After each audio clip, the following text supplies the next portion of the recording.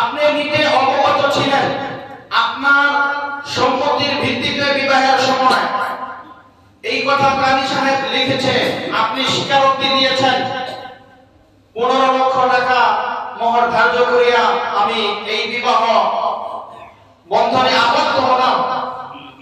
এখন আপনি স্ত্রীর কাছে গিয়ে বলতেছেন, প্রথম রাত্রি গিয়ে বলতেছেন যে আসলে দেখো একটা বিষয়,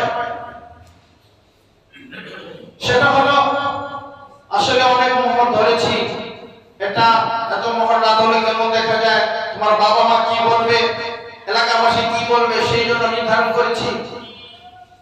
আর শরীয়ত তো এই কথা বলেছে মোহর দেওয়া ছাড়া স্ত্রীকে অনুমতি দিয়েছে যে সে যদি নিজেকে অর্পণ না করে নিজেকে বিরত রাখে তাহলে রাখতে পারবে। এই ক্ষেত্রে আমি কি করতে পারি?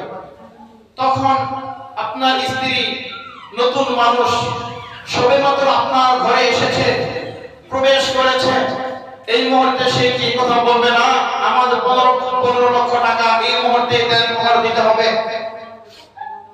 এই কথা সে বলবে না। সে আপনার মনোরঞ্জনের জন্য, হয়তো আপনাকে সান্ত্বনা দেওয়ার জন্য, আপনাকে ক্ষণিকের জন্য সন্তুষ্ট রাখার জন্য বলবে ঠিক আছে এটা আপনি দিয়েন বা আমার লাগবে না, এই কথা স্ত্রী অনেক সময় বলে।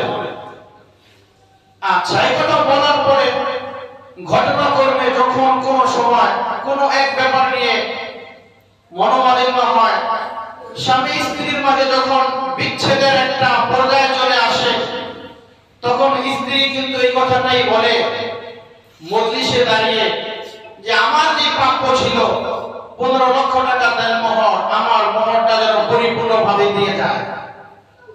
তাহলে সে কিন্তু আপনার কাছে এই কথা বলেছিল যে না তোমার এই দেন মোহর এটা লাগবে না, এই সমস্যা নেই, না দিলেও চলবে বা পরে দিয়ে, এই যে এটা আপনাকে সান্ত্বনা দেওয়ার জন্য, আপনাকে ক্ষণিকের জন্য সন্তুষ্ট রাখার জন্য সে এই কথা বলেছে। কিন্তু পরবর্তীতে বিচ্ছেদের সময় মজলিসের মধ্যে, সমাজের মধ্যে সে তখন কিন্তু এটা হকদার, দাবিদার, এবং এই কথা সে দাবিও করে আমার কাবিনের টাকা পরিপূর্ণ দিয়ে যাবে। তাহলে স্ত্রী আপনাকে কি মাফ করলো? তার মানে বোঝা গেল স্ত্রী আপনাকে মোহরের সে যে প্রাপ্য ছিল এটা আপনাকে মাফ করে নাই। এই অধিকার থেকে সে নিজেকে বঞ্চিত করে নাই। এবার প্রশ্ন হলো,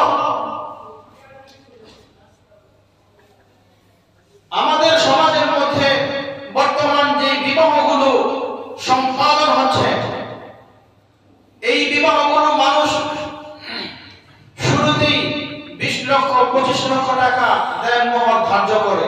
বলে কেন ধার্য করে?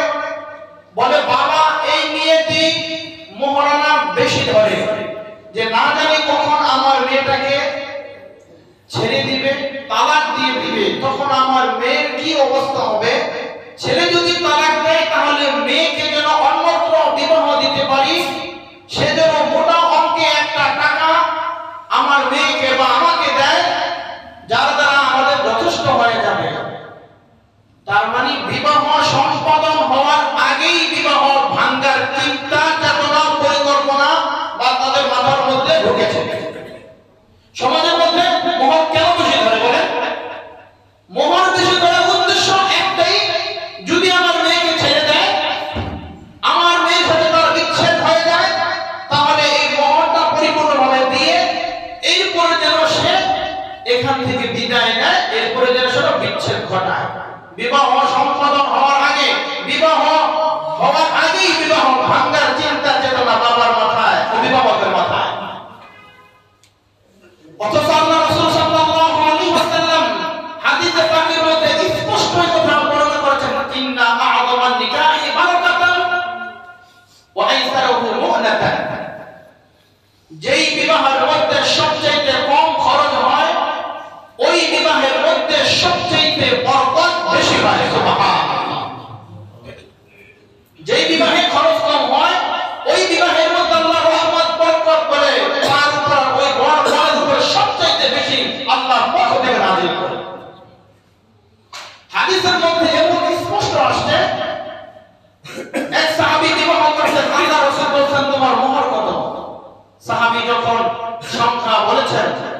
আল্লাহ রাসূল রাগ হয়ে গেছে, বলে এত মোহর তুমি কেন ধরেছ, এত মোহর কেন নির্ধারণ করেছ?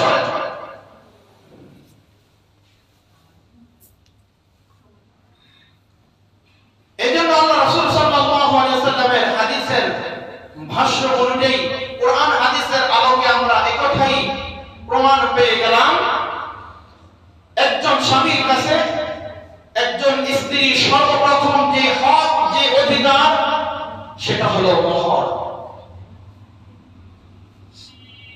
এটা আপনি দেনা স্বরূপ, স্ত্রী পাওনা স্বরূপ, এটা পরিশোধযোগ্য, আপনি মারা গেলেও মাফ হবে না। সর্বশেষ যখন স্বামী ইন্তেকাল হয় তখন আসে আপনি কোনো দাবি দেওয়া আছে কিনা, আপনি কোনো দাবি দেওয়া থাকলে আপনি একটু মাফ করে দেন। হ্যাঁ, মাফ করে দিলাম। তাহলে প্রথম বিবাহের পরে 15 লক্ষ টাকা নির্ধারণ করে বাসর ঘরে মাফ চেয়েছিল। ওই সময় স্বামীকে সন্তুষ্ট রাখার জন্য, স্বামীকে রাজি আর খুশি রাখার জন্য নতুন হিসাবে স্বামীকে সান্ত্বনা দিয়েছে, স্বামী আমার মোহরের টাকা প্রয়োজন নাই, মোহরের টাকা লাগবে না। 60-70 বছর 80 বছর জিন্দেগিতে আপনি পারলেন না মোহর পরিশোধ করতে, মোহর আপনি তাকে দিয়ে দিতে, এই টাকা উসুল করতে পারলেন না। এখন মৃত্যুর সময় মহিলা ঝড় করে কাঁদতেছে, এই সময় বুঝে মহিলা বলবে না আমার মোহরের টাকা দিয়ে তারপরে তাকে দাফন করো, বলবে? ওই সময় মহিলা নিরুপায় হয়ে তখন এই কথাটা বলবে যে না আমি মাফ করে দিলাম। তখনও কিন্তু মনের সন্তুষ্টে আনন্দ চিত্তে কিন্তু হচ্ছে না, বেদনা, স্বামীর বিরহে তখন এই কথা তখন স্ত্রীর মুখ দিয়ে বের হচ্ছে। এজন্য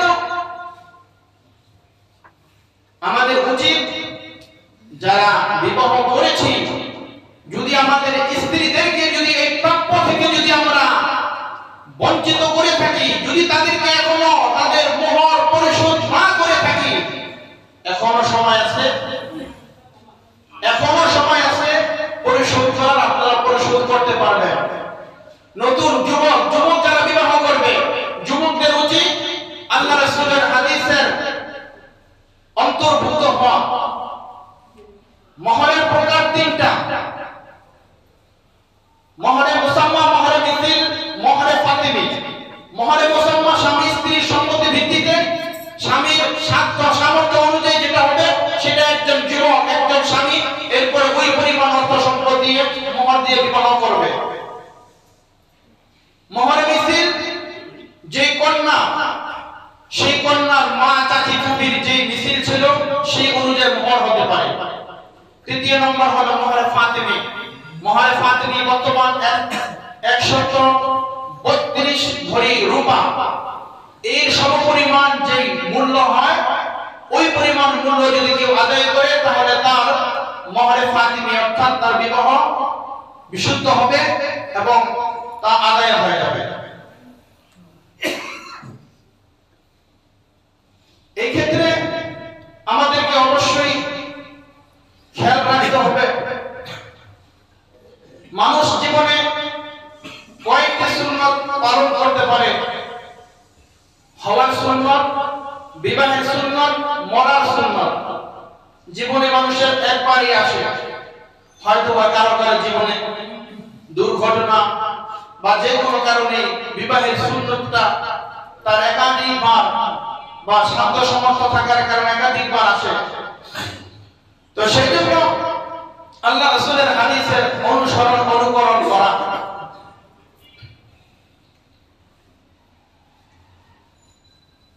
সর্বশেষ আল্লাহ রাসূল সাল্লাল্লাহু আলাইহি ওয়াসাল্লাম আমাদেরকে একথাই জানিয়ে দিয়েছেন যে আন-নিকাহু মিন সুন্নতি ফামান রাগিবা আন সুন্নতি ফালাইসা মিন্নি। বিবাহটা হলো আমার সুন্নাত, যে ব্যক্তি সুন্নাত থেকে মুখ ফিরিয়ে নিল ফালাইসা মিন্নি, সে আমার উম্মতের অন্তর্ভুক্ত নয়। এজন্য বিবাহ যেমন সুন্নাত, বিবাহের কার্যাবলী, বিবাহের কাজ-কাম এটাও যেমন সুন্নাত তরিকা মতন হয়। বিবাহ অনুষ্ঠান আসলে গায়ে হলুদ এর আর 2-3 দিন আগ থেকে সাজসজ্জা সব কিছু এত পরিমাণ বিলাসিতা এত পরিমাণ অপচয় হয়, যে অপচয়ের মাধ্যমে আরেকটা গরিব ফ্যামিলির, গরিব পরিবারের ছেলেমেয়ের বিবাহ সম্পাদন হয়ে যায়। এই বিষয়ে আমাদেরকে খেয়াল রাখতে হবে। আল্লাহ রাসূল বলেছেন যে বিবাহের মধ্যে কম খরচ হয় সেই বিবাহের সবচেয়ে বরকত বেশি হয়। তো যাই হোক, এই জন্য মোহরের বিষয়টা চিন্তা করতে হবে। আমার শ্বশুরবাড়ির দিক থেকে অনেকে সচিবালয়ে চাকরি করে বিভিন্ন জায়গায়। তো আমি যখন বিবাহ বন্ধনের জন্য গিয়েছিলাম, তো আমার বিবাহের জন্য তারা অনেক টাকাই আত্মীয় স্বজন তারা দাবি করেছিল। তোমার শ্বশুর বললো যে না, জামাই যেহেতু আলেম, সে যেটা নির্ধারণ করবে সেটাই। তখন আমি এই কথাটাই বললাম, মোহরের 3 প্রকার। সর্বশেষ বললাম মোহরে ফাতিমি যেটা আছে 1 লক্ষ, সেটা হলো 132 ভরি রূপা, 2000 টাকা ভরি হলে 2,64,000 টাকা দেন মোহর আসে নগদ। সেই টাকা বাবদ 2 থেকে 2.5 বছর সময় দিয়ে দেওয়া হলো।